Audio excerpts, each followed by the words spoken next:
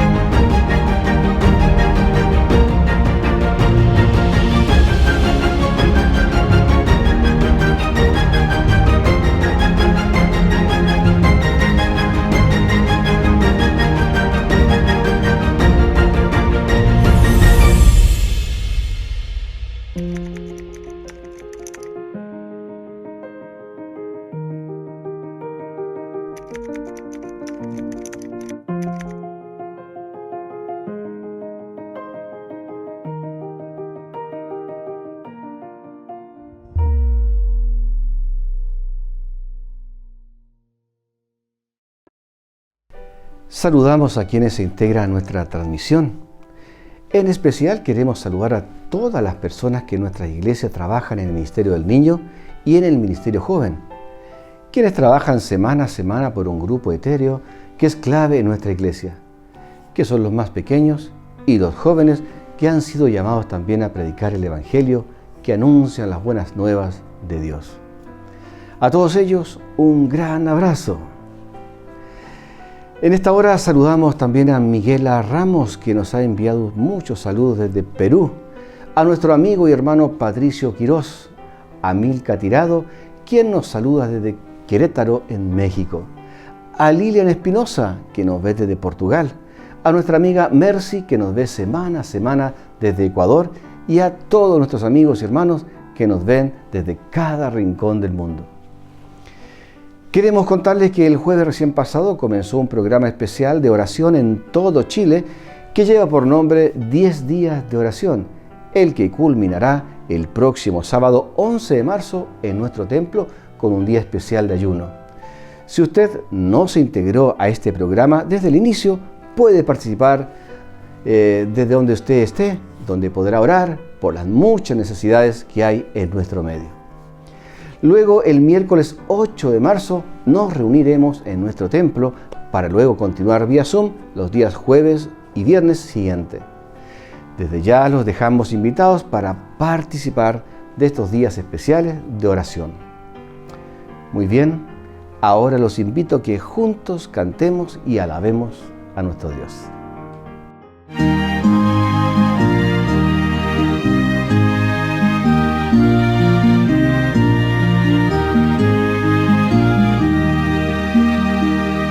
Por la mañana, oh Señor, elevo a ti mi voz, a tu buen nombre doy honor, con gratitud mi Dios. El sol brillante ya salió, camino en su luz, del Salvador es símbolo, del magno Rey Jesús. Los cielos cuentan al que cree la gloria del Señor, la llama viva de la fe y alientan el amor. En la mañana eterna, pues, contigo cuando esté, yo del Cordero y de Moisés el himno entonaré.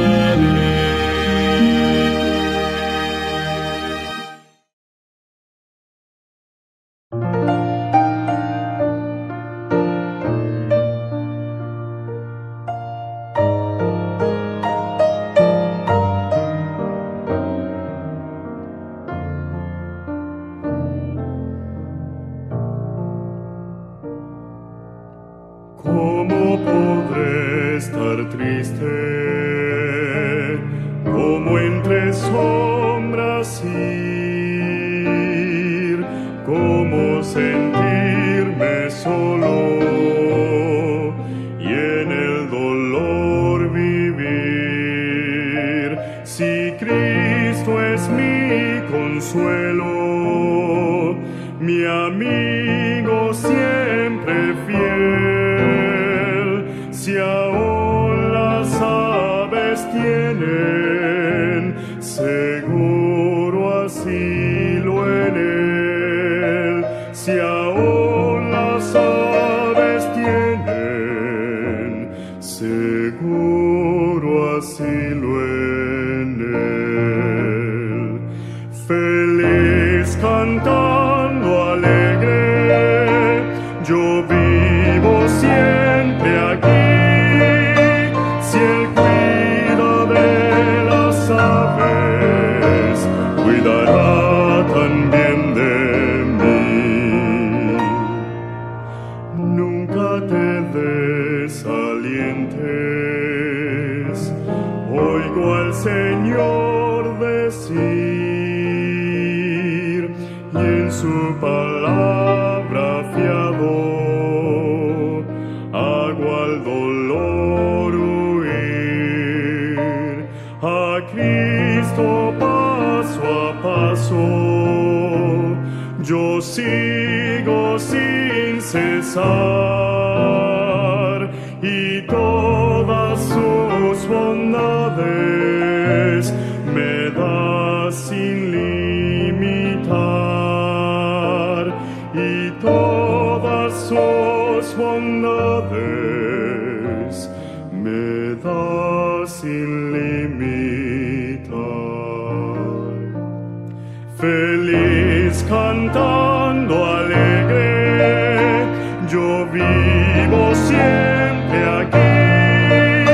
Si Él cuida de las aves, cuidará también de mí.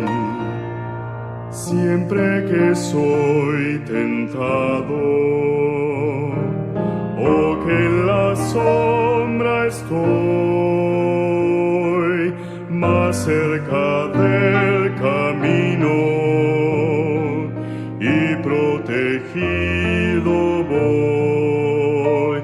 Si en mí la fe desmaya y caigo en la ansiedad, tan solo Él me levanta, me da seguridad. Tan solo Él me levanta, me da seguridad. Feliz cantando alegre, yo vivo siempre aquí. Si Él cuida de las aves, cuidará también de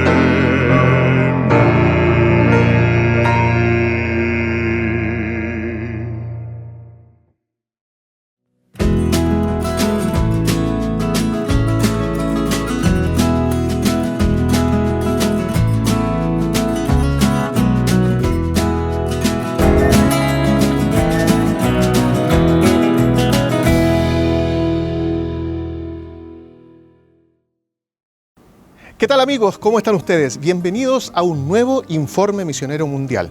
Esta vez enviamos un saludo cariñoso a Tomás, que no pudo estar con ustedes en esta mañana, así que haremos el esfuerzo para entregar un misionero tan bien como lo hacen nuestros conductores habituales, Tomás y también Yanis. La historia de esta semana nos cuenta la experiencia de un muchacho, un pequeñito en realidad, llamado Claude, quien vive su experiencia en Ruanda.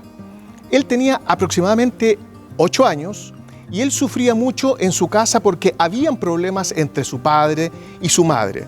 Era un devenir de conflictos, de peleas, de discusiones que se producían todos los días. Por lo tanto, él sabía que cada día que despertaba se veía enfrentado a una nueva dificultad. Con el tiempo, esta situación se fue agravando cada vez más y ya Claude se sentía tan incómodo en su casa que trataba de pasar el menos tiempo posible ahí en su hogar. ¿Qué sucedió? Que un día su padre enfermó y enfermó gravemente. Estuvo hospitalizado y por más que hacían esfuerzo los médicos, los tratamientos que le aplicaban, la verdad no fructificaban, no servían y no generaban ninguna mejora para su padre. Era una gran preocupación que él tenía. Sin embargo, la salud de su padre comenzó de un momento a otro a mejorar.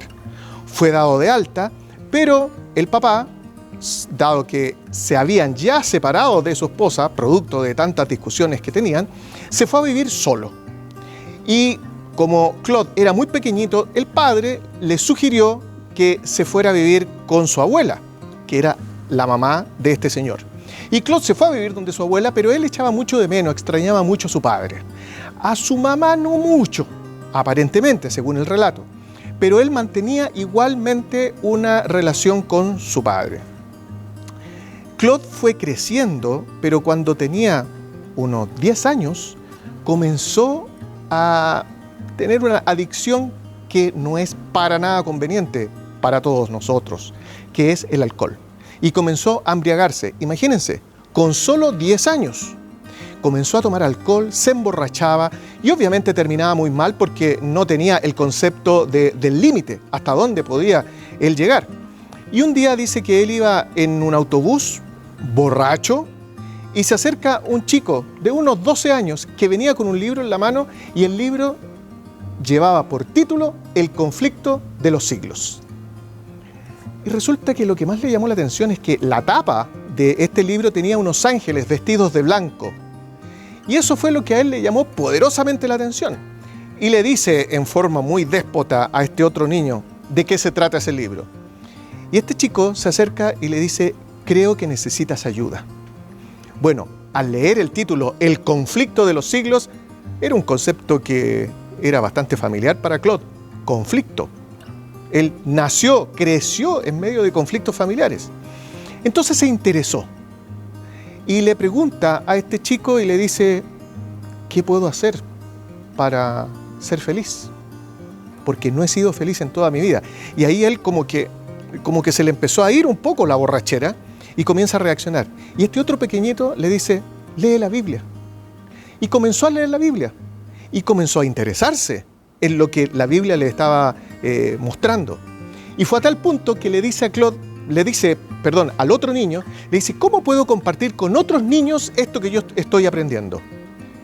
Y este pequeño misionero le dice, escribe versículos de la Biblia que tú creas que le van a hacer bien a los niños, escríbelos y entregas papelitos con estos versículos. Y Claude comenzó a hacer exactamente aquello. Y fue así como muchos niños comenzaron a conocer de Jesús a raíz del trabajo que comenzó a hacer Claude. Pasó el tiempo, los primeros 4 niños que recibieron estos papelitos conocieron al Señor, se prepararon y se bautizaron. Y por supuesto, siguió avanzando el tiempo, Claude seguía haciendo su trabajo y él también entregó su vida al Señor. La historia de Claude nos deja a nosotros una lección muy importante, que es que en Dios podemos encontrar la solución a todos nuestros problemas. Él viene de Ruanda, una localidad que normalmente ha estado sufriendo una diversidad de conflictos políticos mayormente. Pero aún así, dentro de todo ese contexto de conflicto, Claude y la iglesia adventista está creciendo en aquel lugar. Y todos nosotros, todos quienes estamos viendo este programa, tenemos la oportunidad, el último sábado de marzo, de poder contribuir con recursos para que nosotros podamos también ir en ayuda de aquellos países que durante este trimestre, durante estos 3 meses, han sido el foco de atención de nuestro informe misionero mundial. Seamos generosos entonces también ayudando a estos países que tanto lo necesitan. Que tengan un lindo sábado y nos encontramos la próxima semana aquí en este mismo estudio, pero con un informe que nos compartirá Yanis Vallejos.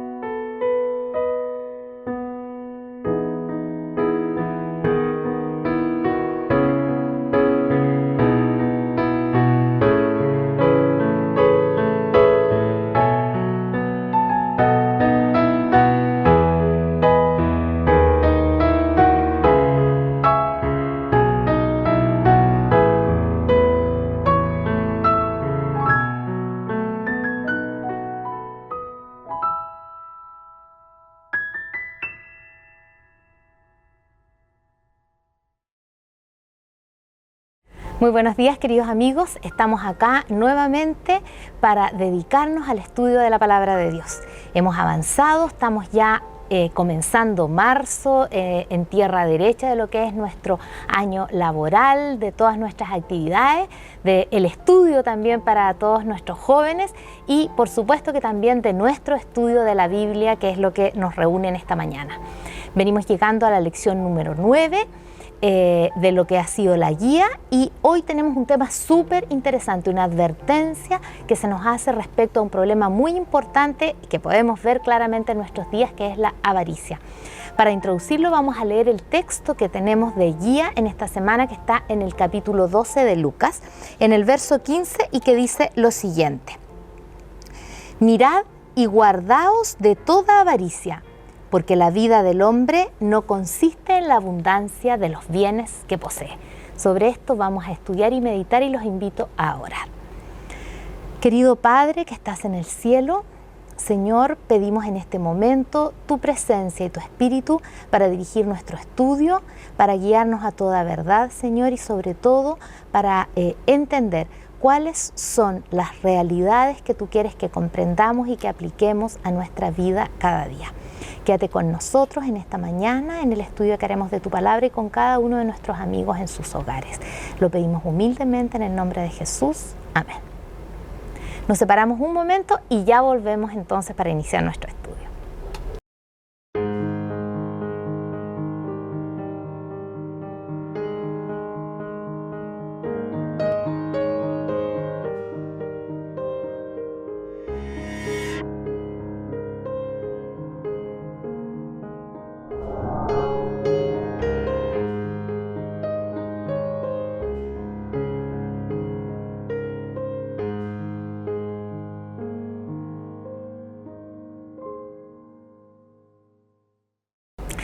Muy bien, estamos acá entonces para comenzar nuestro estudio de hoy y tengo un excelente compañero de estudio en esta mañana. Tengo el placer de estar acompañada con Cristian Soto, se los presento, y él es un hombre muy dedicado también al estudio de la palabra, así es que vamos a contar con su compañía para hoy día en la mañana. Muchas gracias, Cristian, por estar acá. Gracias, Marisol.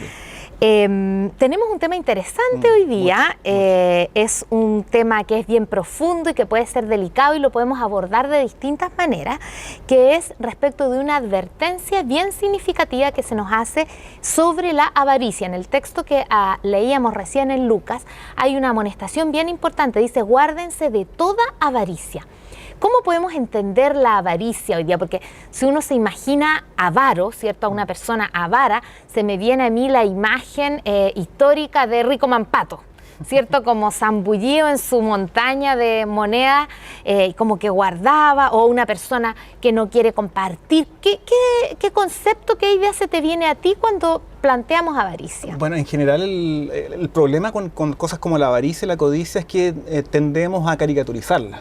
Y buscamos, como tú dices, justamente personajes como eso. A mí se me vienen a la mente estos cuentos de Navidad, ¿cierto? Sí. Del señor Scrooge, en que él no gastaba nada, que no importaba lo que sucediera, él guardaba, podía ver que había situaciones tremendamente importantes de abordar y él sencillamente seguía adelante porque a él le parecía mucho más importante su modo de pensar y guardar lo que él tenía.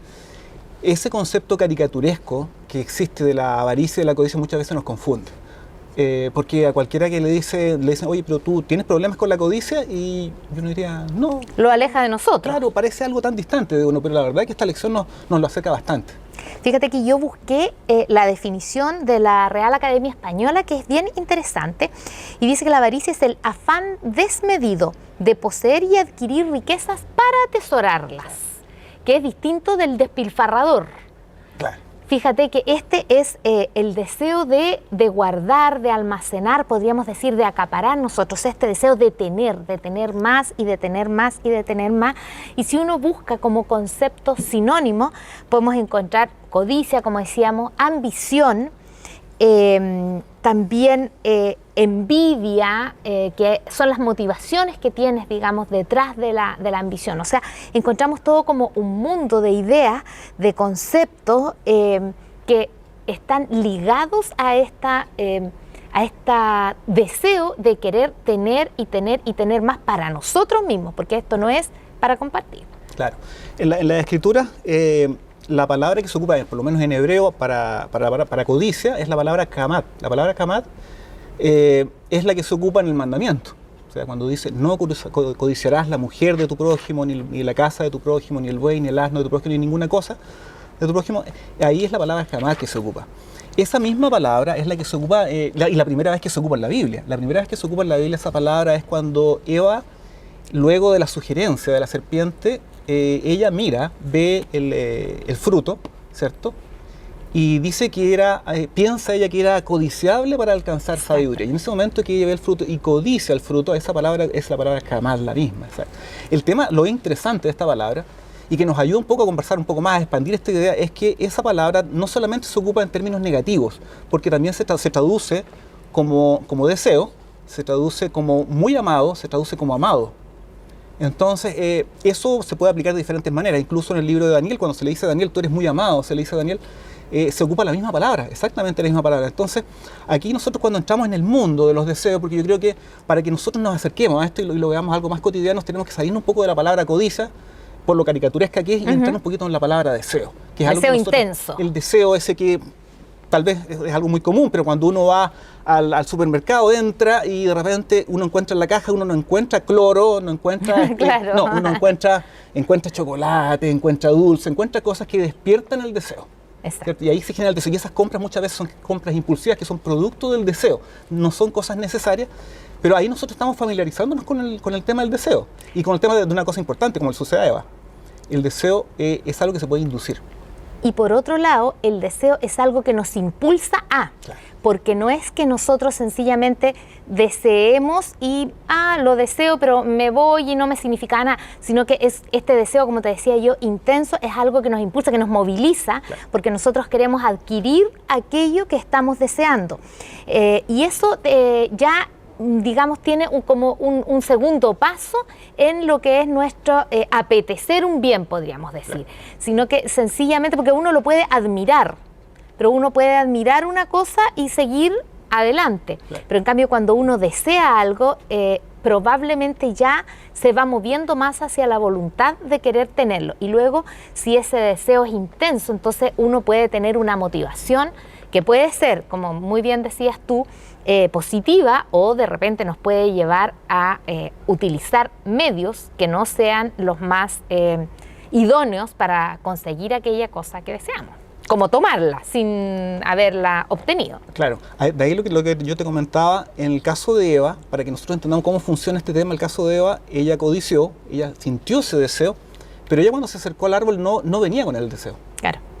Entonces eso es interesante, cuál es la mecánica, sino que ese deseo fue inducido en ella. Entonces ella empezó a desear algo que no deseaba, lo que ella llegó con curiosidad, una curiosidad negativa, entró en un territorio peligroso, pero ella no tenía la codicia cuando entró. Entonces nosotros nos damos cuenta que la codicia es algo que puede aparecer en cualquier momento. No necesariamente uno tiene que ser una persona de fondo codiciosa, sino que esto se induce. Incluso hay un diseñador argentino que nos predicó, debe decir, que hizo una charla en España y hablaba del papel del diseño y el deseo. Y él, cuando se refería al deseo, hablaba que el deseo es algo delicado y que el diseño está hecho para justamente producir deseo. Producir ese deseo, y ese deseo, el problema del deseo es que el deseo es algo engañoso, porque el deseo al final nunca queda satisfecho. Pensaba, fíjate, que probablemente esto es lo que se usa en publicidad, porque en publicidad se nos presentan productos de los que muchas veces nosotros no tenemos necesidad, pero que nos vemos inducidos a desearlos y a necesitarlos. Quisiera llevarte en relación a esto mismo, a un texto que estudiamos durante la semana, que está en Colosenses 3 y en el verso 5, y que hace una mención e introduce un tema que es bien interesante. Dice: haced morir lo terrenal, pues lo terrenal en vosotros, fornicación, impureza, pasiones desordenadas, malos deseos y avaricia, es idolatría. Fíjate que lo pone en el rango de idolatría, o sea, le da esta connotación que tiene una significación bien especial para nosotros, porque una cosa ya es desear algo, pero cuando estamos hablando de idolatría, estamos hablando de adorar, ¿cierto?, a algo o a alguien, y en este caso nosotros entendemos por idolatría una adoración a quien no corresponde, a quien no es Dios. Y entonces esta avaricia se puede convertir para nosotros en una idolatría. Y eso son palabras mayores. La lección de esta semana está enfocado en ese aspecto de la codicia, del deseo. Porque si nosotros vemos los tres casos que vamos a abordar, no sé si lo abordaremos todos, pero cada uno de esos casos aborda la codicia desde el punto de vista de confrontándola con nuestra responsabilidad, nuestro deber o nuestro amor a Dios. En cada uno de esos casos es así, porque hay muchos modos de codiciar, hay muchas cosas que se pueden codiciar, pero la codicia que se aborda esta semana es esa. es directamente la que nos lleva a la idolatría. Y probablemente eso sea una muy buena explicación de por qué esta advertencia está elevada a la categoría de mandamiento. No es solo una recomendación, está en el decálogo, en la santa ley moral de Dios. O sea, es uno de los mandamientos que nos advierte específicamente a no codiciar, y a no codiciar tiene una característica bien especial el mandamiento, y que es no codiciar aquello que es de tu prójimo. No es algo que está en la vitrina de la venta, sino que nos dice que no vamos a codiciar ni los bienes, ni la familia, podríamos decir en rasgos generales, la esposa, ni las posesiones de otros, ni el siervo, ni los animales, ni nada. No vamos a codiciar las cosas de otro. Y probablemente este concepto de idolatría tenga una relación muy significativa de por qué para Dios es tan importante, ¿cierto?, que nosotros nos cuidemos de este problema. De hecho, el primer personaje que estudiamos en la Biblia que codicia algo es alguien que lo codicia de muy mala manera, que es el origen del mal precisamente en el cielo. Hubo un problema de codicia. Sí, ahí, bueno, y ahí nos damos cuenta que ahí trata la codicia desde un problema del origen y de la base de la codicia, independiente del tema que aborda en general la lección, y no solamente la lección de hoy día, sino que del trimestre, que es desde el punto de vista monetario, económico, los recursos económicos. Sino ahí los recursos de esa naturaleza no eran una problemática para ese personaje. Para él, no eran ahí el tema parte por el anhelo o el deseo de tener más. Y hay otro elemento que está ahí, que de hecho es lo que él utilizó posteriormente y que lo incubó en otros. Exacto. El descontento. O sea, él había sido honrado por sobre todos, así y todo, él anheló, deseó, o sea, no quedó satisfecho con lo que tenía, no era feliz con lo que tenía, no aprovechó de ser feliz. Que no era poco. Que no era poco, sino que él empezó a desear aquello, otra cosa que a él no le pertenecía. Tú comentaste justamente no desear el bien del prójimo, pero también se agrega aquí no desear algo porque el Señor no es nuestro prójimo directamente. Exactamente. Lo que pertenece a Dios. Lo que no está en nuestra naturaleza, sino que Dios ha reservado absolutamente en la esfera de creador. Nosotros y Lucifer, que es de quien estamos hablando, y los ángeles en general, somos todos seres creados. Y Dios estaba en una condición en el inicio o en el principio de los tiempos, en la creación, estaba en esa condición, y a su Hijo, a Cristo en este caso, le había dado ese rango especial, y ese rango de Dios era el que codició Satanás y que trajo toda la tragedia que posteriormente nosotros podemos encontrar en la historia del universo en realidad y de la humanidad en especial. Así que ahí partió un primer problema, querer ser como Dios. Yo me pregunto si hoy día el ser humano jugará un poquito con esto, jugará en algún momento a querer ser como Dios, a tener atribuciones que solo a Dios le corresponden. Hay un elemento que, o sea, de hecho es algo cotidiano. Es que el tema, lo que conversábamos previamente, es que esto hay que tratar de aterrizarlo a lo diario, a lo Exacto. cotidiano, porque nosotros podemos ver las vidas y las experiencias de muchos personajes bíblicos o de algunos personajes en la historia y nos pueden asombrar. Sin embargo, esto es algo diario, constante, y ese, por ejemplo, cuando uno empieza a determinar qué es bueno y qué es malo, no, esto es bueno, esto es malo, no, si esto no es tan bueno, esto no es tan malo. Ese tipo de visiones, de expresiones, cuando las hacemos solamente con nuestro criterio y no le consultamos a Dios, nosotros estamos tomando la prerrogativa de Dios. La prerrogativa de Dios es qué es bueno y qué es malo. Claro. De hecho, ese fue el problema en que entró Adán y Eva, y por eso que ya no podían permanecer en el huerto, porque ellos estaban determinando cuál era el bien y cuál era el mal, cosa que solamente Dios podía hacer.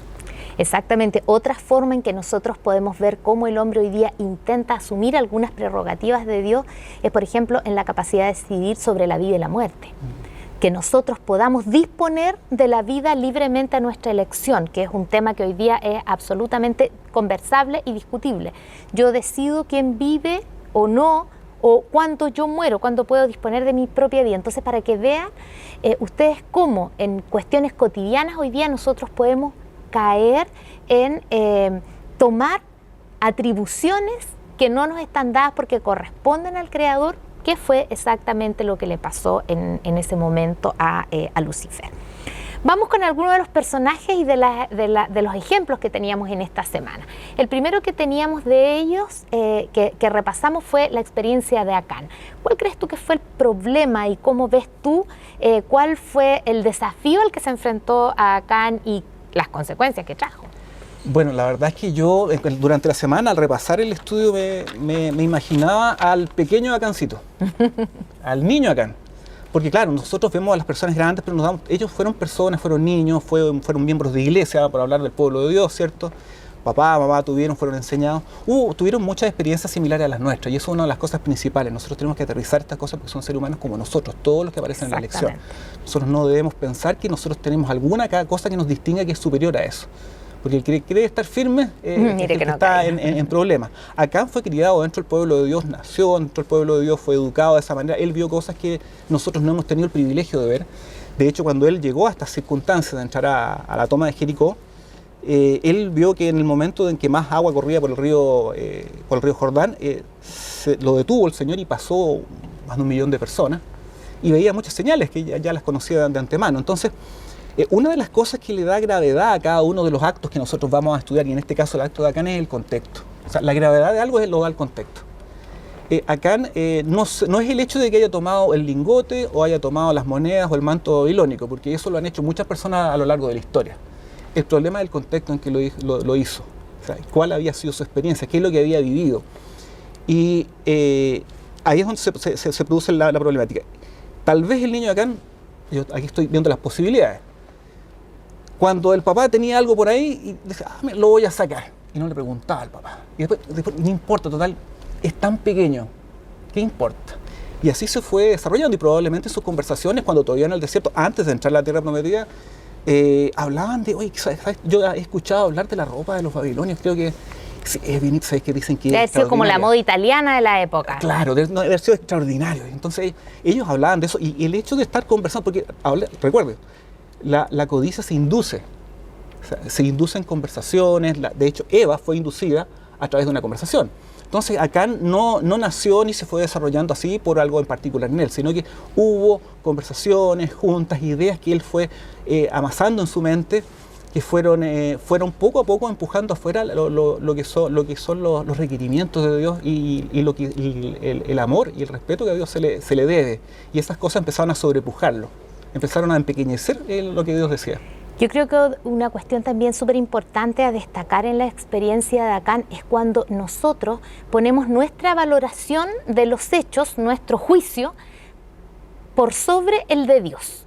O sea, si no es tan malo, puede que no sea tan complicado. Aquí había una norma que Dios había dictado y que era clara, y los seres humanos hoy día relativizamos las indicaciones de Dios, relativizamos sus normas. Aquí había una norma de Dios que era clara, y es: no tomen nada de esto. ¿Y por qué? Porque Dios tenía claro cuál era la consecuencia que eso iba a poder traer, no para él ni para el pueblo, ni que fuera el lingote o el manto lo importante, sino que en el corazón y en la conciencia de sus hijos. Entonces, aquí una cuestión bien importante es que nosotros no hagamos prevalecer por sobre una norma dictada por Dios nuestras opiniones personales, porque eso Dios no lo perdonó en esa época y no lo va a perdonar tampoco en adelante, porque tiene que ver con su sagrado carácter. Claro, lo interesante, otra cosa que es interesante analizar del caso de Acán, es que hay otro elemento que es súper delicado. Él se adelantó a obtener algo que probablemente en el futuro pudo haberlo obtenido. O sea, es más, luego de que tuvieron el fracaso por este pecado, Israel trató de conquistar a Jai y se dieron la espalda y murieron muchos. Entonces, pero después de eso, cuando se arregló toda la situación, conquistaron Jai, y ahí Dios les entregó el despojo al pueblo. O sea, fíjense que muchas veces nosotros nos adelantamos a proveer para nosotros lo que Dios tiene que proveer. Y no esperamos los tiempos. No esperamos los tiempos, y que Dios tiene algo para nosotros, lo tiene. No tenemos por qué apurarnos o tomarlo sin consultarle. Exactamente. Fíjate que ligaría este relato, esta experiencia, a la de Ananías y Zafira, porque algo parecido hay también acá, ¿cierto? Aunque en el caso de Ananías y Zafira no había una norma dictada tan objetivamente como en este caso, o sea, Dios no había puesto una sentencia tan clara. Aquí más bien fue hacer un acto voluntario de parte de ellos, porque se vieron entusiasmados por la situación, por el medio, Y luego después entonces cambiaron de opinión luego de haberle hecho una promesa, en este caso a los siervos de Dios.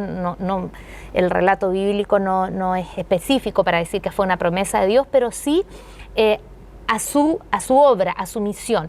Y ellos se comprometieron a algo y luego se desdijeron de eso, cambiaron de opinión.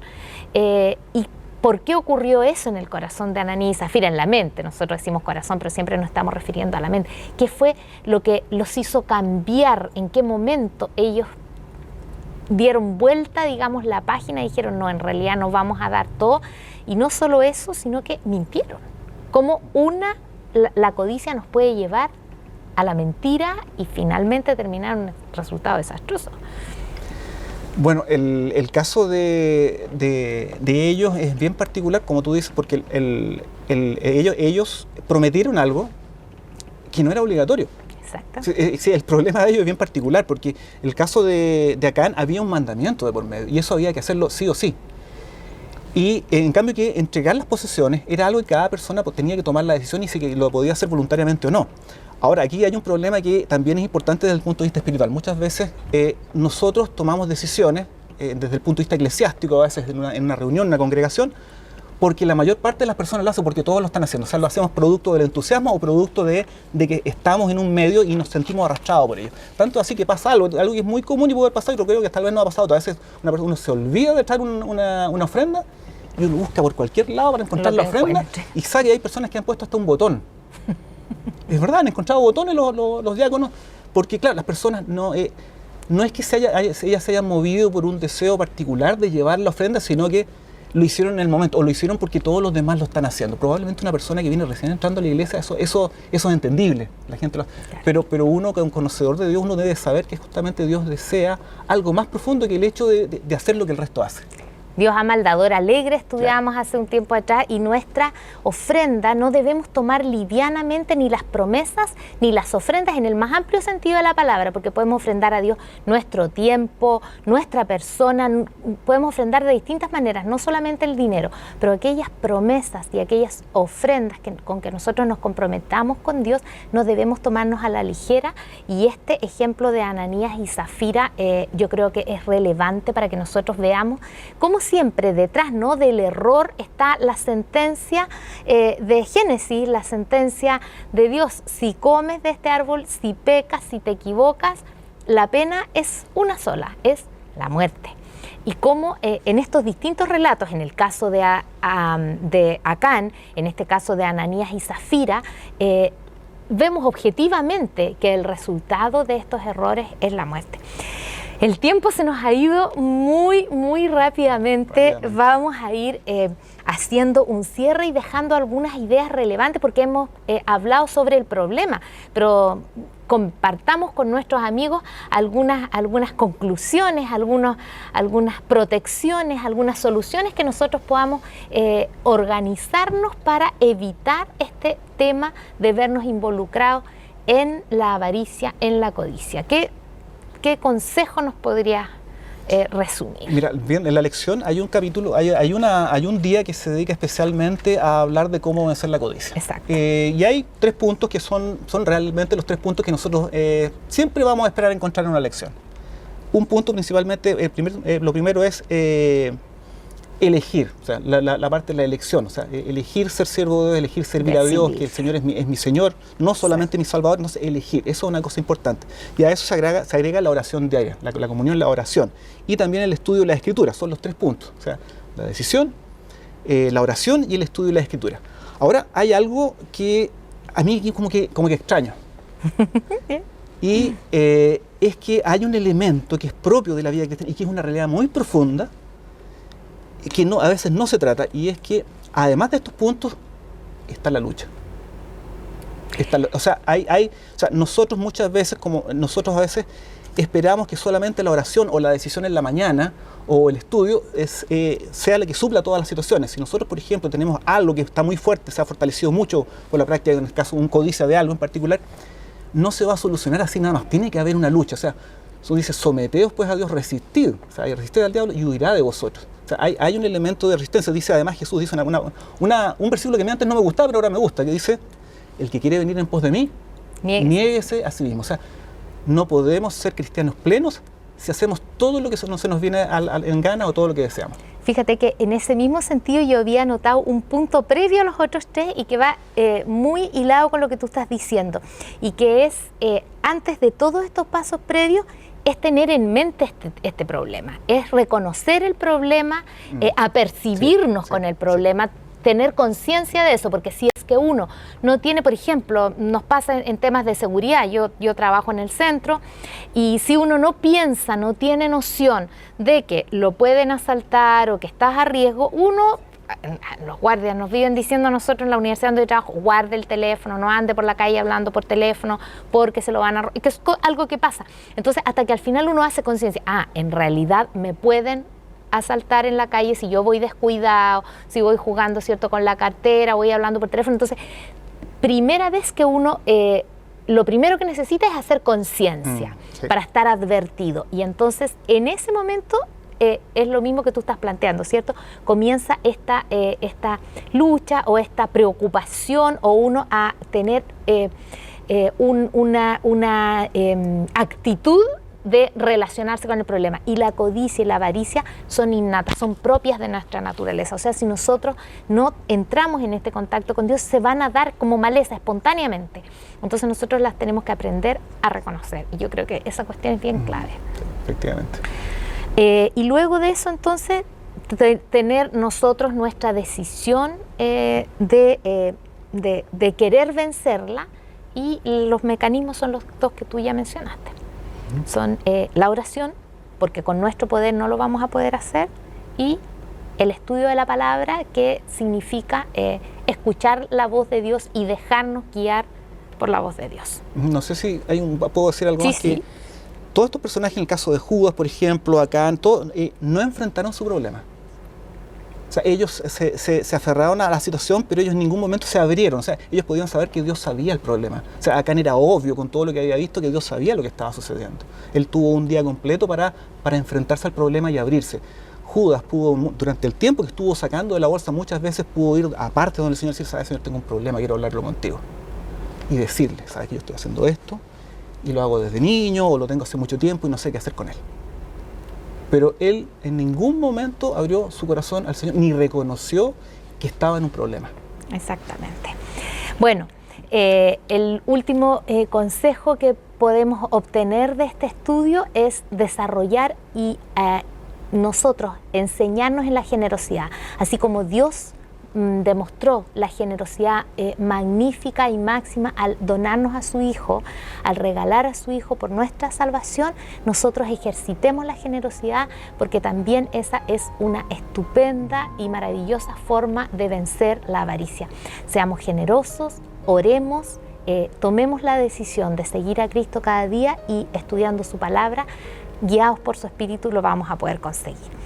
Les saludamos, deseamos que tengan un hermoso sábado y los esperamos el próximo sábado para un nuevo estudio. Muchas gracias, Cristo. Gracias.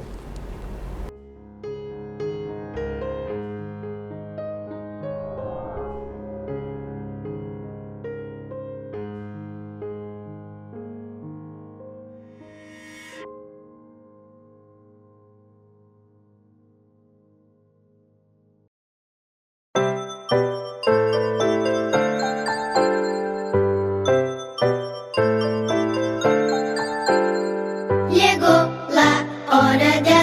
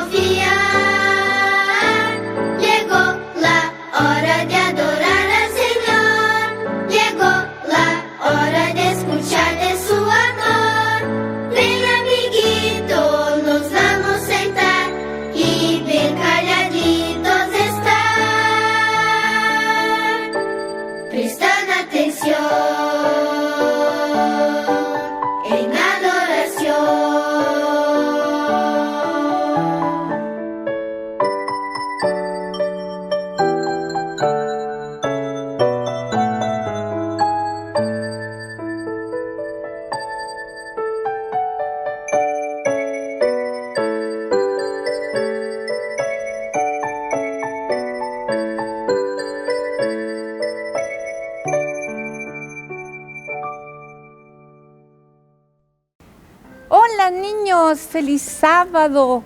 Ya estamos en marzo y marzo, ¿qué pasa? Sí, algunos ya partieron el colegio, ¿no es cierto? Bueno, que Dios los acompañe, los bendiga en esta nueva jornada. Este año sea, pero muy bueno para ustedes. Vamos a ver qué versículo tenemos preparado para hoy, porque esta historia está como media interesante. Está en Mateo 4:4 y dice, no solo de pan vivirá el hombre, sino de toda palabra que sale de la boca de Dios. La historia está relacionada con lo que nosotros hemos venido escuchando acerca de la tía Elena, la abuelita Elena. Bueno, es la historia de la hermana Harmon, Elena Harmon, cuando era soltera. Después se casó y después tuvo el nombre de Elena de White. Ella fue una niña que iba al colegio igual que ustedes, pero en esos años el colegio la escuela era chiquitita, era un profesor para todos, así que había niños pequeñitos y había niños grandes, y el profesor se las tenía que arreglar para enseñar desde el más chiquitito y al más grande. Y Elena era muy estudiosa, le encantaba leer, le encantaba leer, y que cuando la profesora le pedía leer, ella era muy atenta y estaba siempre dispuesta a responder a la profesora. Pero en esa escuela, como era muy sencilla, los pupitres eran compartidos, no era una mesita para cada uno. Y ella estaba sentada con una compañera. Y esta compañera era un poco revoltosa, desobediente. Parece que no le gustaba estar atenta en clases, entonces interrumpía. Y un día el profesor estaba en clases enseñando y esta compañera estaba portándose muy mal. Y el profesor le dice que por favor se quede quieta. La niña no le hizo caso, siguió haciendo lo que ella quería. El profesor levantó el tono de voz y le dijo que se callara. Tampoco hizo caso. Y el profesor estaba con una regla en la mano, y en esos tiempos, hace muchísimos años atrás, los profesores sí castigaban a los alumnos. Bueno, yo no soy tan vieja, pero a mí también con una regla me pegaban en la mano cuando no practicaba bien el piano. Entonces este profesor parece que ya la niña lo colmó, lo cansó, y ¿saben qué hizo con la regla? Le dijo, quédate en silencio, y le tiró la regla.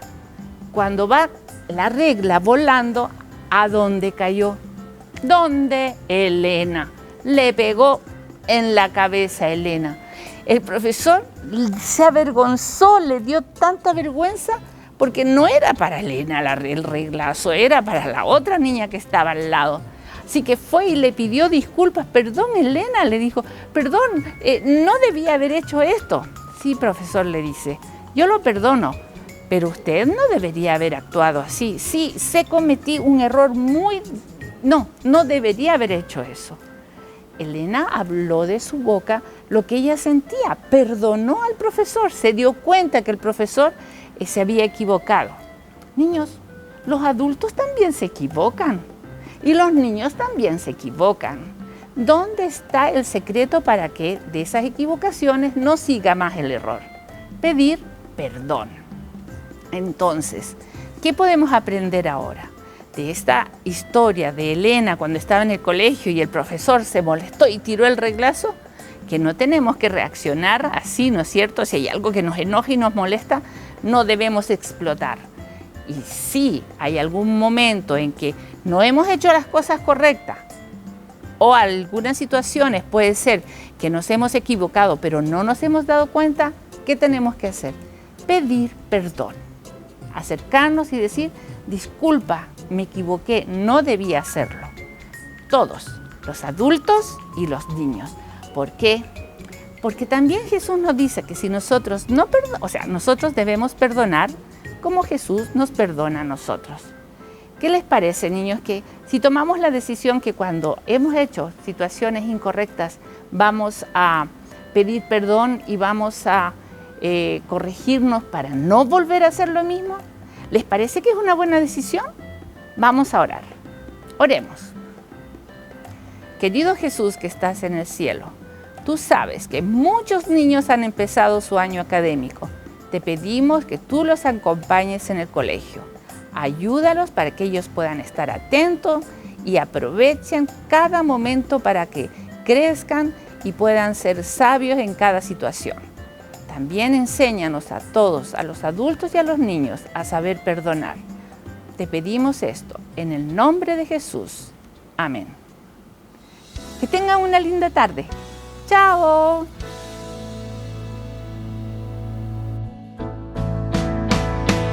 Él vendrá con las nubes, todo ojo le verá, hasta en Japón.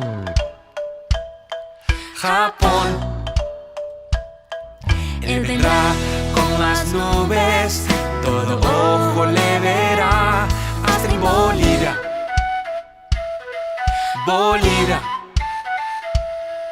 Él vendrá con las nubes, todo ojo le verá, hasta en España.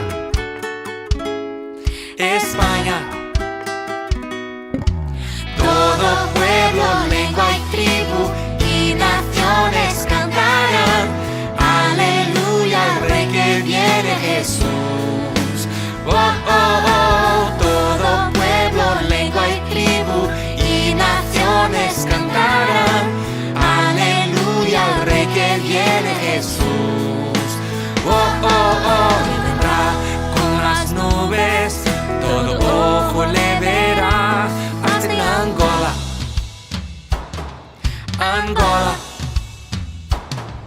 Él vendrá con las nubes, todo ojo le verá, hasta en Estados Unidos.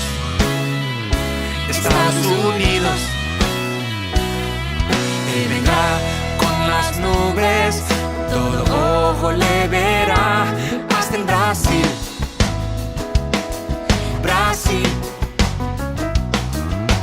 Todo pueblo, lengua y tribu y naciones cantarán, aleluya al Rey que viene Jesús. Oh, oh, oh, todo pueblo, lengua y tribu y naciones cantarán, aleluya al Rey que viene Jesús. Oh, oh, oh, oh, oh, oh, oh, oh,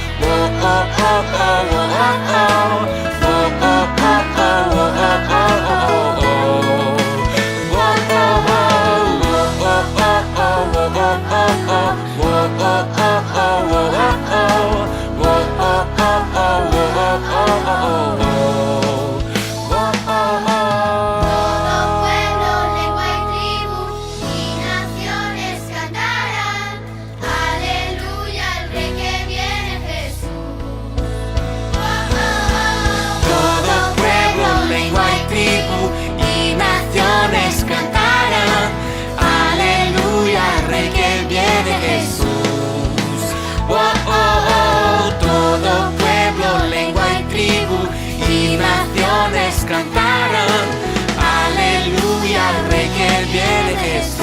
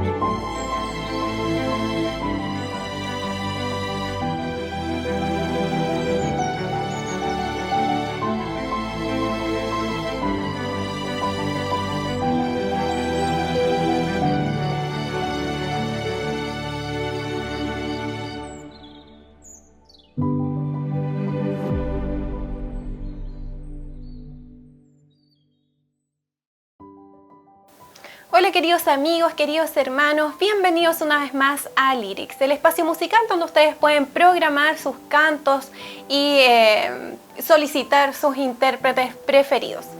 El día de hoy, el primer canto que vamos a disfrutar es No te dejes vencer, de los Heraldos de Esperanza, y este canto se lo queremos dedicar a una querida hermana de nuestra iglesia. Ella es Jenny Sola, así que le mandamos un cariñoso abrazo, un saludo y espero que podamos disfrutar todos juntos este canto.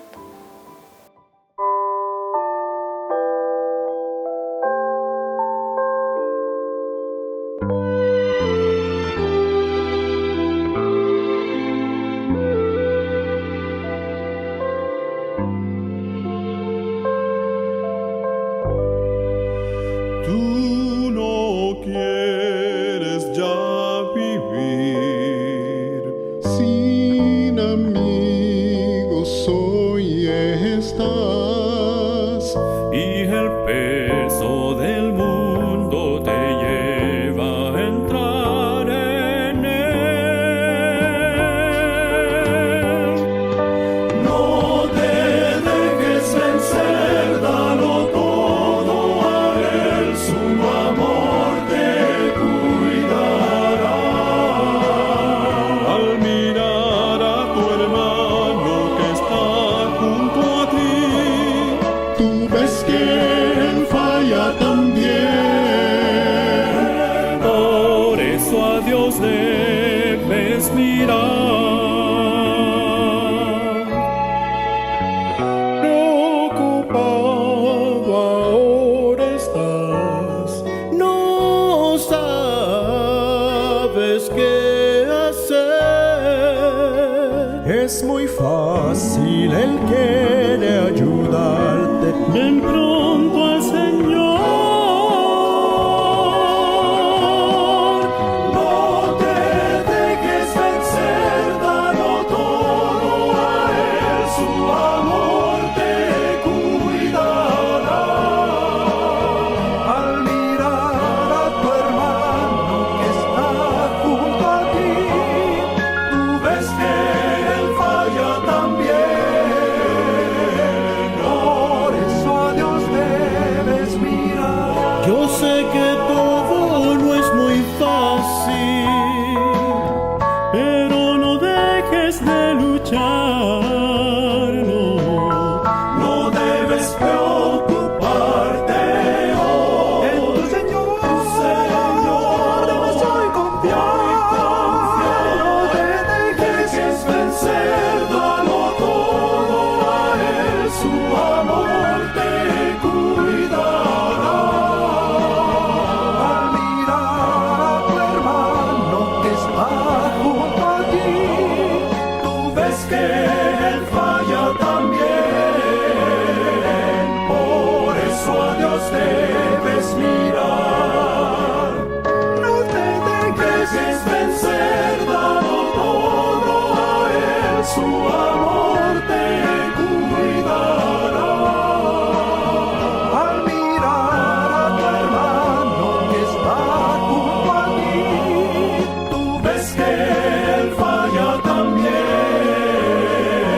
Por eso a Dios debes por siempre mirar, y así serás vencedor.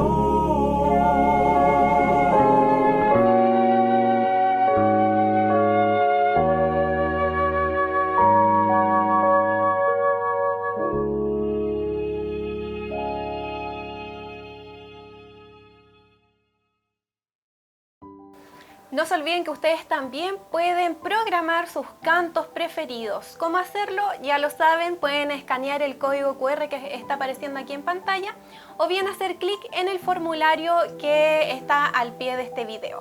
Y para terminar el día de hoy con este espacio de Lyrics, invitamos a todos los niños que nos están viendo a que puedan cantar todos juntos el canto Peces. Yo sé que todos ya lo conocen, así que disfrutemos todos juntos y cantemos este lindo canto.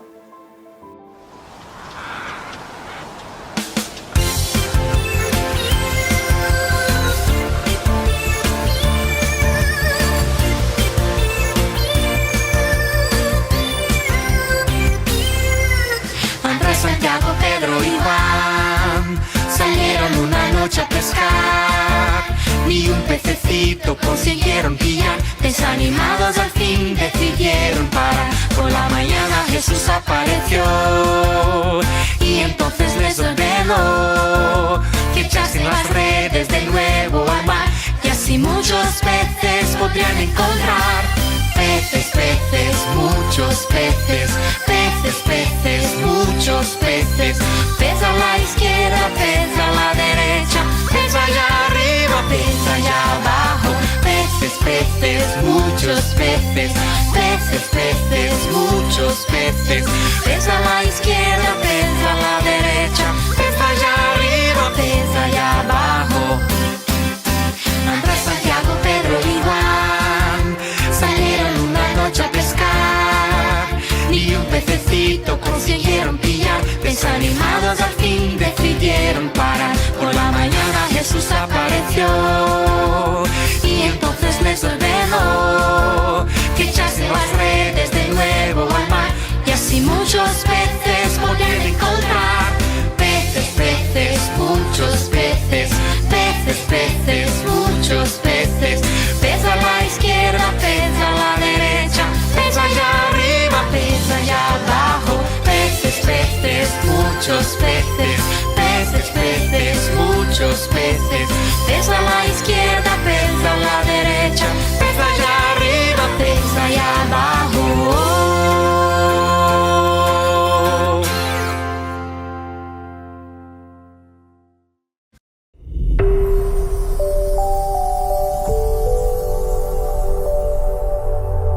¿Qué desea Dios que yo haga con mis finanzas? Y tú dirás, bueno, ¿será que Dios tiene algo que ver con esto? ¿Eso es algo personal? Déjame decirte que Jesús habló de finanzas más que de cualquier otro tema. Fue el tema favorito de Jesús, porque Él sabía que donde está nuestro tesoro, allí está nuestro corazón. Leo en San Mateo 6:23. Por lo tanto, pongan toda su atención en el reino de los cielos y en hacer lo que es justo ante Dios, y recibirán también todas estas cosas.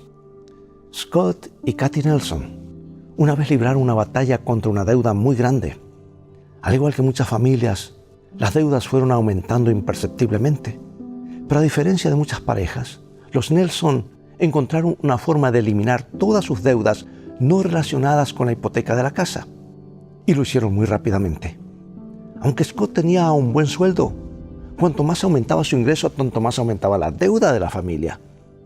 Los Nelson pensaban que estaban elevando su calidad de vida, pero en realidad estaban metiéndose más y más profundamente en cifras en rojo. En cierto momento tenían $60,000 en deudas no relacionadas con la hipoteca de la casa. Se estaban ahogando. Entre los préstamos de estudiantes, un auto nuevo, las tarjetas de crédito y los gastos semanales de la casa, sus deudas cada vez eran más grandes. Y cuando finalmente se dieron cuenta de lo que estaba sucediendo, Kathy le pidió a Dios que los ayudara a salir de ese abismo. Y comenzó a leer el libro de Proverbios, un libro que dice mucho sobre los principios financieros. Leyó un capítulo cada día del mes. Ella y Scott comenzaron a aplicar los principios financieros del cielo en sus vidas. Pusieron a Dios en primer lugar, porque la Biblia es un manual completo. Se aseguraron de diezmar honestamente. Su deuda comenzó a declinar. Dios los impresionó a vivir sujetos a un presupuesto no de acuerdo con sus caprichos. Scott y Kathy obtuvieron de Internet un presupuesto básico. Un buen consejero cristiano los ayudó a descubrir los principios financieros y comenzaron a reducir los gastos. Pagaron primero sus tarjetas de crédito para liberar los intereses excesivos. A los 2 años estaban libres de deudas. Kathy habla sobre su experiencia y dice: la bendición más grande que hemos encontrado es estar libre de deudas. Es que nos da libertad ahora de ser generosos. Siento mucha satisfacción en ello. Los que ayudan a otros se ayudan a sí mismos, dice ella. Por eso, amigo y amiga, seguir los principios financieros de Dios es el camino a una libertad financiera duradera. Él promete atender nuestras necesidades. La clave de la seguridad financiera es colocar a Dios y sus principios en primer lugar y no nuestros propios deseos. Así que antes de realizar una compra de una envergadura grande, pregúntate honestamente: Señor, ¿es esto lo que tú deseas que yo haga? ¿Cómo puedes saber la respuesta? Si es un artículo no esencial que te va a llevar a endeudarte más, ciertamente no es lo que Dios desea. Si estás metido profundamente en deudas y puedes vivir sin ese artículo, ciertamente no es lo que Dios desea. Sé honesto. Escucha la voz de Dios. Presenta el asunto ante Él. Luego toma una decisión basada en la mayor información posible. Dios te bendiga. Y recuerda, en el viaje de la vida, las cosas van a terminar bien si pones a los principios de la Biblia como tu GPS y a Jesús como tu guía, porque esa es siempre una mejor manera de vivir.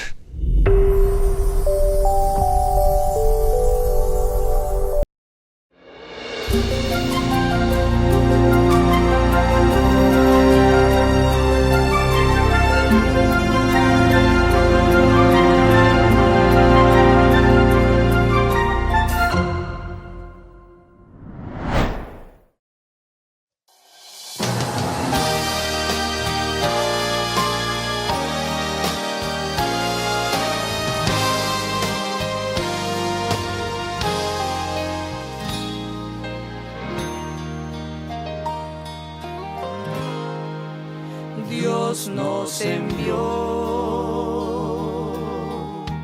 a Jesucristo para sufrir en mi lugar. Vivió y murió por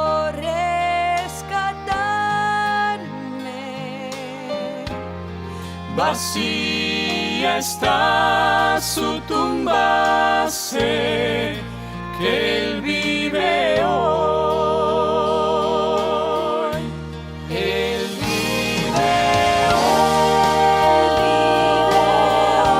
No hay mañana incierto. Él vive hoy. Ya no hay temor,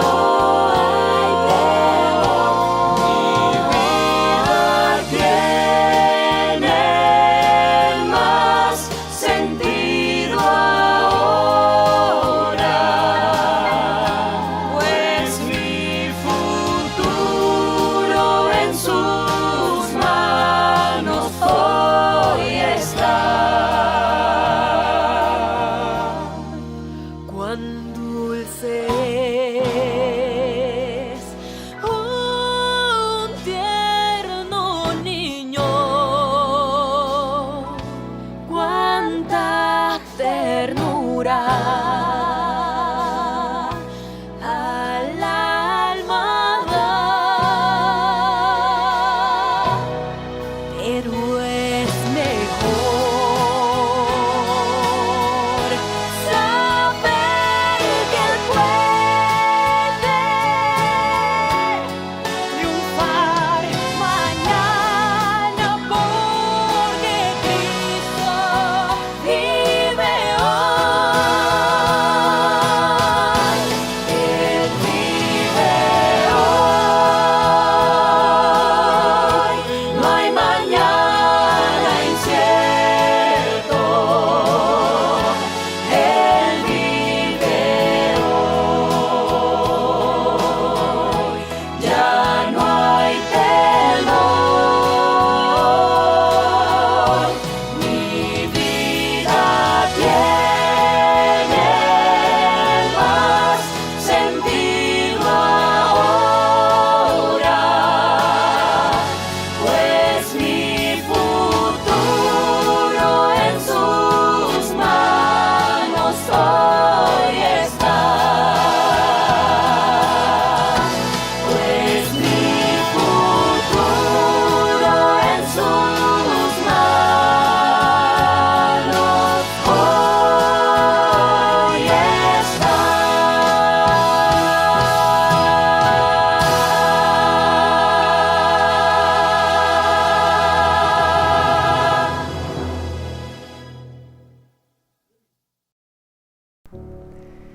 Luego de este hermoso canto que nos deja el mensaje que Cristo vive hoy en medio nuestro, nos acercamos al momento en que el Señor nos entrega el pan de vida de esta mañana. el que en esta ocasión será presentado por Héctor Calleres, quien es alumno del último año de Teología de nuestra Universidad Adventista de Chile. Hoy presentaremos el tema titulado No hay peor ciego que el que no quiere verlo.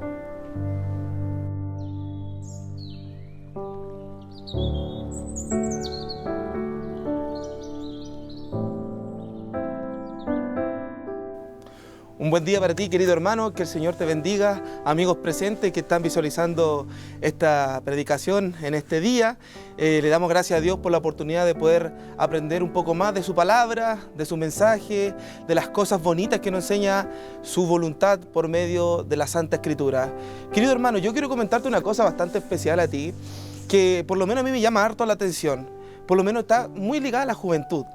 Hoy los jóvenes tienen una tendencia, y el mundo tiene una tendencia a absorber a los jóvenes, a poder destituirlos de la creencia de que hay un Dios poderoso, de que hay un Dios de milagros, de que hay un Dios fuerte, de que hay un Dios que todo lo puede, como nosotros hoy tenemos por base y por creencia. Y el mundo, por medio del trabajo que ha hecho Satanás, ha absorbido el pensamiento de los jóvenes por medio de todas las cosas que hayan de suceder, por medio de incidentes, por medio de la tecnología, catástrofe y todas las cosas, para que hoy los jóvenes no crean.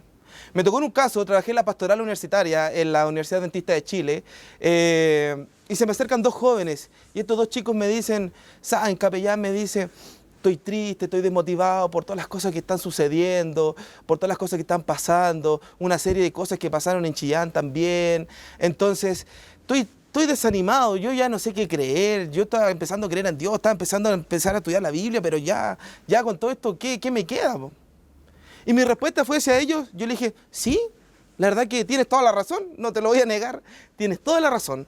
La verdad que tienes toda la razón, que estas cosas sí desaniman, que estas cosas sí afectan, que estas cosas sí nos desmotivan, pero hay algo importante, son razones, pero que estas razones no sean motivos para nuestra vida.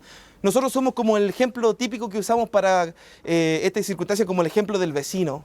Nosotros tenemos un ejemplo, un vecino, que es muy buena persona, siempre hace cosas buenas, pero cuando comete solamente un error, ¿de qué nos acordamos siempre?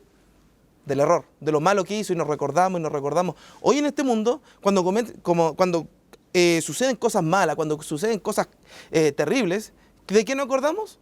De las cosas malas. Se nos está olvidando de que estamos en un mundo en que Dios sigue haciendo milagros. Estamos en un mundo en que Dios sigue actuando. Estamos en un mundo donde Dios todavía sigue sanando, donde hay familias restauradas, donde hay enfermedades sanadas, donde hay salud mental, donde hay matrimonios reconstruidos por el amor de Dios. Dios sigue obrando en este mundo. ¿Y qué nos pasa a nosotros? Siempre nos recordamos lo malo y siempre tenemos la tendencia a ser pesimistas. En la Biblia hay un personaje que también en algún momento pudo haber visto todo pésimo, todo mal, y todo socialmente también quizás decaído. Vamos a ir al capítulo 9 de Juan y nos vamos a encontrar una historia bastante especial. Capítulo 9 de Juan. Vamos a leer del versículo 1 en adelante esta enseñanza para nosotros. Y dice así, y al pasar Jesús vio un ciego de nacimiento y le preguntaron sus discípulos diciendo, Rabí, ¿quién pecó? ¿Estos sus padres para que haya nacido ciego? Estos dos versículos son fundamentales para que nosotros comprendamos hoy lo siguiente. Primero, viene saliendo Jesús de una discusión que hubo en los capítulos 8, 7 y sucesivamente hacia atrás con los fariseos. ¿Por qué? ¿Por qué Jesús estaba aquí en esta discusión? Porque creían que Jesús, este hombre que estaba obrando milagros, no era el Hijo de Dios, que era alguien que viene a hablar falaces, que viene a hablar cosas que no correspondían. Entonces Jesús aquí viene a declarar frente a frente, fuera del templo, a estas personas que renegaban contra él con un milagro. Entonces pasa Jesús, viene saliendo, y dice que los discípulos vieron juntamente con Jesús a un ciego de nacimiento. Y la respuesta que dieron, la aclaración que dieron los discípulos frente a esta reacción fue, Rabí, ¿quién pecó? ¿Estos sus padres para que haya nacido ciego? Entonces, primero, los discípulos a Jesús no le dicen, Maestro, Señor, Jesús. Al contrario, le dicen Rabí. Y recordemos que venían saliendo del templo, donde estaban también muchos rabí, muchos estudiosos. O sea, para este ciego, este rabí podría haber sido como cualquier rabí que él conocía. Pero este rabí responde en el versículo 3 lo siguiente, no es que pecó este ni sus padres, sino es para que las obras de Dios se manifiesten en él. Entonces Jesús le rompe todo paradigma de pensamiento a los fariseos y a los discípulos también que estaban siendo influenciados por este pensamiento de que el pecado no era por culpa de él ni de sus padres, sino es para que las obras de Dios se manifiesten en él. Hoy yo quiero que también, juntamente con estos textos, vamos a hacer aquí un breve stop, 2 textos claves para poder entender esta situación. Primero, Romanos 8:28, dice así: y sabemos que los que aman a Dios, todas las cosas les ayudan para bien. Esto es a lo que conforme a su propósito son llamados. Segundo texto, Hebreos 11:1, dice así: la fe es la certeza de lo que se espera y la convicción de lo que no se ve. Ciertamente en algún momento le pregunté a unos hermanos de iglesia, les dije, hermanos, ¿ustedes ven a Dios? Y los hermanos, amén, levantaron sus manos diciendo, amén, yo veo a Dios. Y mi pregunta fue hacia ellos, ¿cómo es Dios? ¿Cómo es? ¿Cómo es su cara? ¿Cómo es su rostro? Y una hermana abuelita se pone en pie y dice, no lo vemos, pero sí lo sentimos. Dios hoy yo no lo veo, no puedo ver sus manos, no puedo ver su rostro, por cuanto yo más anhelase querer hacerlo, no puedo. Hoy en este mundo, mientras no venga Él, no puedo verlo, no sé cómo es. Este ciego se encuentra con un Jesús que no lo ve, que no sabe cómo es físicamente, que lo desconoce. Quizás por la voz en algún momento, quizás por los murmullos podría haber escuchado el nombre de Jesús, pero era para él en este momento alguien desconocido. Entonces este rabí, para el ciego, Jesús, para nosotros que podemos entender ahora un poco más, entendemos que rompe este paradigma y les dice, ¿sabe qué? No es que pecó él, ni siquiera sus padres, es para que las obras de Dios estén manifestadas en él. Antiguamente se pensaba que cada pecado tenía su castigo. Entonces, si un ejemplo, dice en el Talmud de lo escrito antiguo, en el pensamiento de las normas en que se basaba esto, decía, un ejemplo, Sansón por el deleite de sus ojos pecó. Entonces, ¿qué se le fue arrancado? Se le fueron a arrancar los ojos, ese fue su castigo.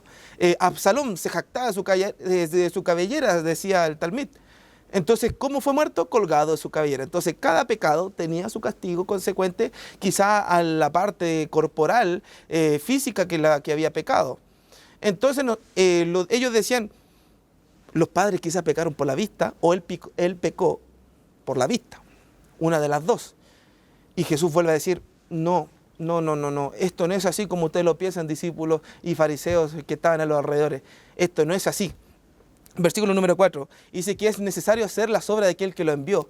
Entre tanto dura el día, la noche viene cuando nadie puede trabajar. Jesús, en otras palabras, dice algo importante. Dice, ocúpense de buscarle el sentido a su ceguera, ocúpenle de buscar el sentido al pecado que ustedes están buscando, pero mientras ustedes le buscan la razón, el motivo, en el origen de todo esto, yo, Jesús, me ocupo de sanar y de salvar. Antiguamente, ¿por qué Jesús dice esto? Porque antiguamente cuando llegaba la noche no habían doctores de noche. Hoy tenemos un servicio de emergencia 24/7.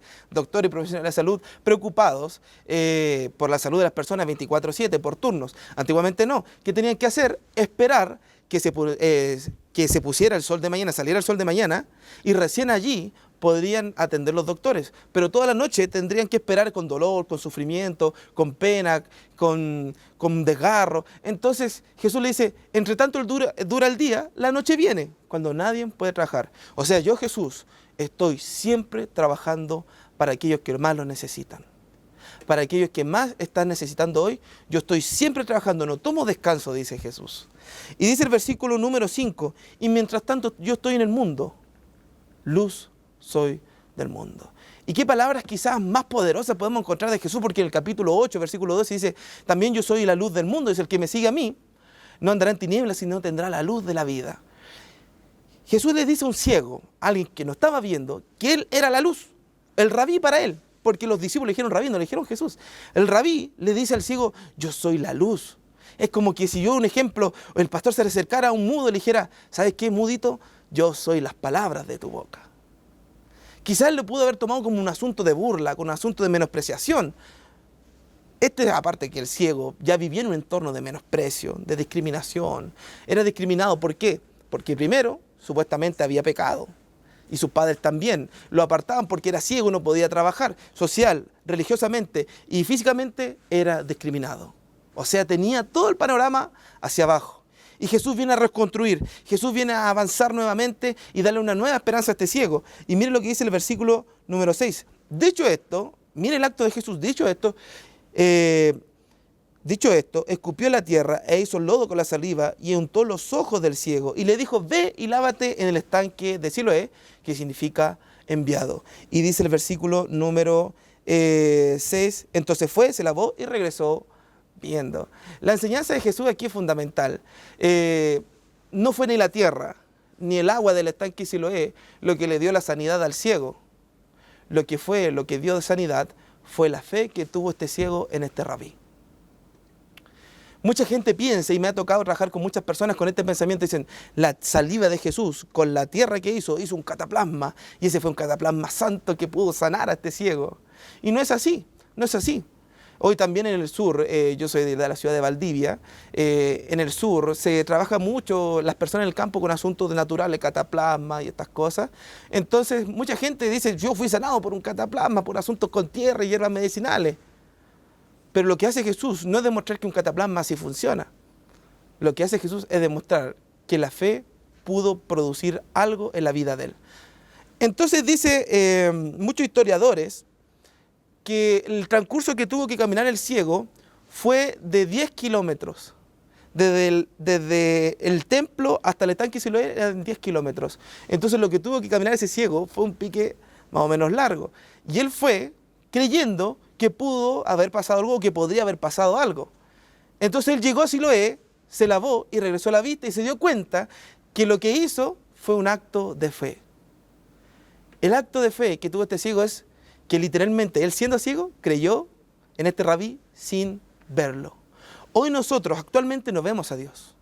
No vemos cómo lo es físicamente, no lo vemos su anatomía, no vemos sus ojos, no lo vemos. Este ciego tampoco lo vio. Pero ahí ocurre algo especial en el versículo número 8. Entonces dice, por eso los vecinos que antes lo habían visto ciego, le preguntaban diciendo, ¿cómo te fueron abiertos los ojos? En el versículo número 11. Dice él, y él responde que aquel hombre que se llama Jesús hizo lodo y se le untó en los ojos y dijo que vaya a Siloé, que se lave. Entonces fue él obediente y él se lavó y regresó viendo. El ciego también tiene una opción fundamental aquí. Que después que le untaran los ojos, luego que él escuchara que sale el sonido de la saliva a la tierra y después se lo pone en los ojos, él tenía la opción también de poder haberse quedado sin hacer nada. Pero el acto, el impulso que tuvo él fue en creer y fue. Pese, quizás lo que le podría haber dicho la gente, pese lo que había escuchado de rumores de que realmente será el Hijo de Dios, él fue. Dice el versículo número 12. Entonces la gente le decía, ¿dónde está él? Y él respondió, no lo sé. Quizá ahora podemos avanzar un poquito más como un modo resumen, en los versículos 13 en adelante. Aquí los fariseos ya lo vieron por los murmullos de la gente, por los comentarios de las personas que estaban allí. Llegó oído de los fariseos. Y los fariseos que hicieron, tomaron a este ex ciego, lo llevaron al templo y lo interrogaron, le hicieron un interrogatorio. Y en este interrogatorio le preguntaban, ¿cómo te fueron abiertos los ojos? Y él respondía lo mismo, que el Jesús, aquel hombre que se llama Jesús, quizás lo decía con un poquito de tono de duda, aquel hombre que se llama Jesús hizo lodo, lo untó y dijo que vaya a Siloé y regresé viendo. Entonces ellos le decían, no te creemos, no te creemos. Entonces como no le creían, ¿qué hicieron? Llamaron a los padres de este personaje, de este ex ciego en este momento. Y le preguntan a los padres, papitos, ¿este es su hijo? Y le dicen, él es nuestro hijo. ¿Y cómo le fueron abiertos en los ojos a él? ¿Cómo dejó de ser ciego? Y los papás hacen una aclaración importante, le dicen, él ya está grande, pregúntenle a él. La historia continúa, después que lo expulsan del templo, enojados, porque sucede que, bueno, no le creyeron los padres tampoco vieron una respuesta, le dijeron, ya él está grandecito, pregúntenle a él, lo expulsan del templo. Y mire lo que ocurre en el versículo número 35, con lo que termina esta historia, dice, oyó Jesús que lo habían expulsado del templo y hallándolo, el acto de Jesús fue ir hacia esta persona y hallándolo le dijo, ¿crees tú en el Hijo de Dios? Y el versículo 36 dice, respondió él y dijo, ¿quién es Señor para que yo crea en él? Este ciego pese a que había recibido este gran milagro, aún no conocía a esta persona, aún no había conocido a esta persona que había hecho el milagro cara a cara, no sabía quién era porque era ciego. Y el versículo 37 dice, y le dijo, pues lo has visto, es aquel que habla contigo, él es. Y dice el versículo 38, y dice, y él dijo, creo Señor, y le adoró. Queridos hermanos y amigos presentes hoy, esta historia, ¿por qué yo le leía el texto de Hebreo? Porque esta historia es plenamente una historia de fe, un relato de fe. Cuando nosotros encontramos en el Nuevo Testamento, cuando esta mujer con el flujo de sangre va hacia donde Jesús por medio de la multitud y le toca el manto de Jesús, y Jesús dice, ha salido poder de mi manto, también mucha gente cree que el manto de Jesús tenía sanidad. Pero Jesús le responde a esta mujer diciendo, mujer, tu fe te ha salvado, ve y no peques más. Queridos hermanos, tal como lo hizo con este ciego, la fe que tuvo este ciego le dio un toque de sanidad. Hoy yo quiero analizar 4 puntos fundamentales con ustedes a través del relato de esta historia. Primer punto, que produce la fe. Primer punto, que produce la fe. Primer punto, la fe produce encuentros. La fe produce encuentros. El ciego tuvo un encuentro con Dios porque Dios se acercó, en este caso Jesús se acercó hacia él. Segundo punto, la fe produce sanidad. Segundo punto, la fe produce sanidad. No fue ni la tierra, ni el agua, ni la oración de los discípulos, quizás no fue nada de eso. Fue la fe que tuvo en este ciego, en creer sin ver. La fe hoy en este mundo también produce sanidad. En los tiempos que estamos viendo hoy, la fe produce sanidad.